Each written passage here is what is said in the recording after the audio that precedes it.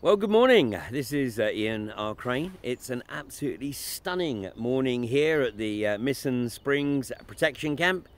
And it's a bit of respite after the wild night we've had of really high winds and tremendous downpour. But fortunately, the ground here seems to absorb the water a lot better than the clay soil of Kirby Misperton, which has led to the camp unfortunately being pretty much a sea of mud through the winter. So it's really nice not to be wading through mud. So today it's what is it, day 1891, 1891 days since the moratorium was lifted on fracking in the UK back in December 2012. And last night there was an event held in Pickering in North Yorkshire. This was the penultimate event in the series of events conducted by Andy Georgiou of Food and Water Watch, with the specific intention of raising awareness of the dangers of INEOS coming into a community.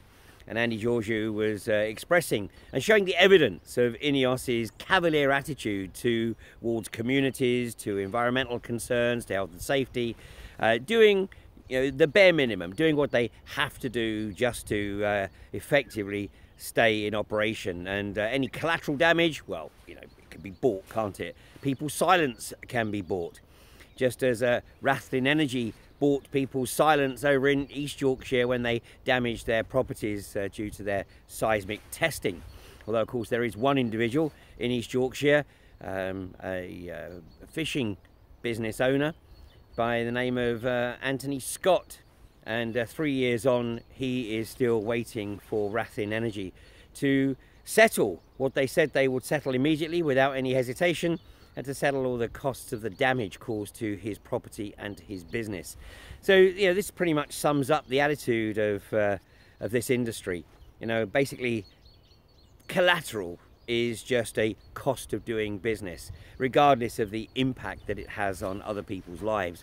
Well, I'm pleased to say that the event at Pickering was an absolutely packed house, with people literally lining up outside the doors trying to get in. Now, I think the capacity of this venue is somewhere around about 200, so 200 plus people trying to get into this event. There is one more of these events. It's in about 2 weeks' time. It's on Tuesday the 27th of February, and that is at Kilham, just outside Driffield in I believe it's East Yorkshire, right on the boundaries there of East and North Yorkshire. But anyway, I'll mention that again obviously in a couple of weeks' time. But yesterday I made the observation that Inspector John Hodgen, who heads up North Yorkshire's fraud and corporate crime squad, had effectively had the piss taken out of him by North Yorkshire Police over the past 6 months or so, as they took him off the primary duties and put him on to on-the-ground duties at Kirby Misperton. Now, to be fair, I was reminded that John Hodgen on a couple of occasions had been overheard challenging the instructions that he was getting from the Silver Commander, which was, I believe it's Superintendent David Hannon of Operation Kingfisher in North Yorkshire. And David Hannon, of course, not that visible down at Kirby Misperton, but issuing instructions from the comfort of his office somewhere in North Yorkshire. And, this is prima facie evidence that, of course, even at inspector level, the police are obliged to follow the chain of command. They have very little autonomy. Once that earpiece goes in their ear, that's it. They effectively give up their humanity. They are no longer allowed to have any independent thought. They literally have to become automatons to whatever instruction is coming down from on high. Now, I wonder how those police that have participated in the facilitation of Third Energy, which of course is Barclays Bank trading as Third Energy, getting all that kit on site, I wonder how they feel, because really they have effected a crime, an economic crime. And that is that John Dewar in particular, although he resigned his commission back in late January, and Trevor Lynn, who's effectively taken over the role, but these individuals they need to be held to account, because they have effectively cost North Yorkshire Police something in excess of £620,000 for the policing of an operation that actually they probably knew that if they got away with it, then, you know, they would have been awarding themselves Blagger of the Month, because they knew fine well that they were riding on a knife edge, that they really didn't have the financial resources to pursue this. And of course the first clue should have been when they failed yet again to submit their annual accounts for 2016. So we know that the costs in 2017 are significantly greater than 2016. We also know that they've incurred even more borrowing, yet they're able to go along to the police and say, we need your help, we need to facilitate this operation, and we need to get the opposition out of the way. So that £620,000 has been spent on facilitating some 81 arrests, I believe it is, maybe 82 after yesterday. And you know, the number of convictions that have come out of that is a very, very small percentage so far. Some of the cases have still yet to come to court. But in reality, of course, every one of those convictions should be overturned, and every one of the pending cases should be dismissed. Because in reality, those people who were down at the gates of the Kirkby Misperton well site have been proven to be correct. They were concerned on so many levels, and now, and one of those levels of course was the financial resilience of Third Energy, and you know, the concern that Barclays really wasn't that motivated to provide the financing, seeing as that Barclays had stated last May that they actually wanted to get rid of this liability, unsuccessfully unfortunately, or fortunately maybe, because that has been a contributory factor in Third Energy failing to meet Greg Clark's criteria. So the courts now need to do the right thing, the British government needs to do the right thing, and all the convictions associated with Kirkby Misperton need to be overturned and those people given pardons. And you know, we're going to see this again and again, because, well, hopefully not, because hopefully, you know, the Department of Business, Energy and Industrial Strategy, or whomever has responsibility for continuing to attempt to perpetrate this abomination, will, you know, do the homework up front, as opposed to waiting for the British public to flag up what they should be looking at.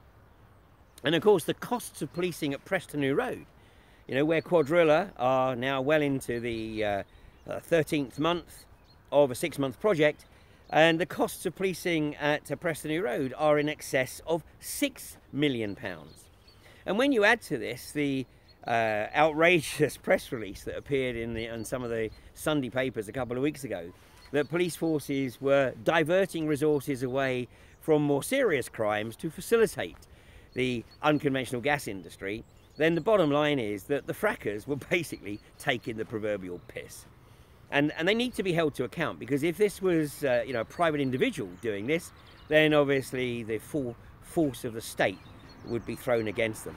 So John Dewar, Trevor Lynn, and well, you know, how much more can Keith Cochrane take? You know, I mean, he's already disgraced over his management, or lack of Carillion, and then brought on board to Third Energy. I mean, my God, you know, you couldn't even make this up, could you?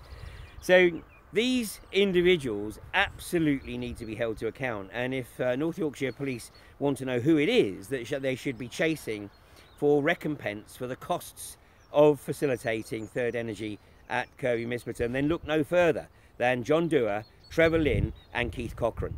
And you might want to, you know, split it up with a few of the other directors, but you know, that's basically who is responsible for this.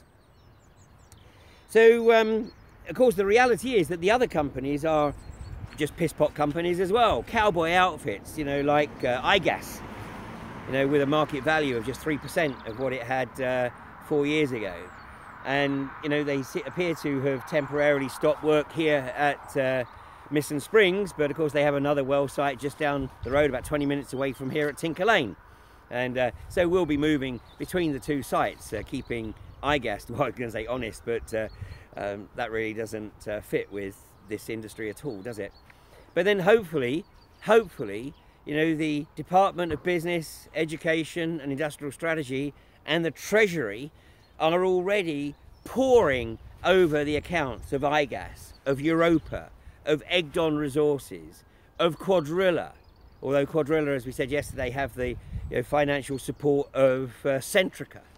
So, you know, it's really important that the campaign is mounted against Centrica to raise awareness that, you know, the customer base of Centrica will not tolerate Centrica facilitating an industry that is proven to have caused massive destruction everywhere it has become established around the planet. So somebody suggested yesterday that you know, basically you know, we got a temporary victory, but the government would now just up the ante and would make sure that these companies have the finances to do what they need to do. Well, that's of course always a possibility. But the reality is that the community, the diverse community that covers all parts of the social, the political, the philosophical, the religious spectrum, this community is so diverse, it has talents that the British government have never actually come across before, because most of these people have never engaged with the establishment before. And they have never had cause to question the veracity of the direction taken by the administration of the time.